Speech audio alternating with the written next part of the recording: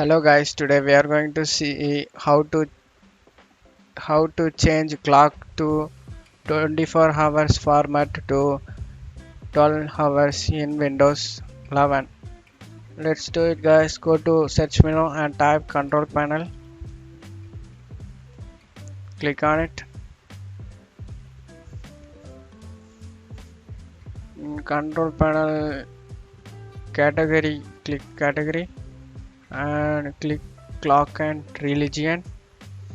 Click religion and here is guys.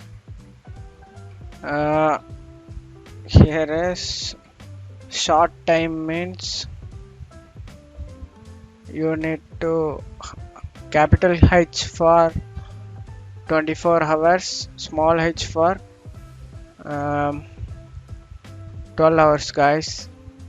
You need to set this small h for 24 hours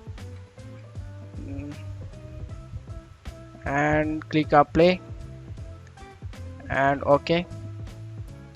Now the time changed guys. Hope you guys like this video. Thumbs up, give me a thumbs up. I will so much happy today.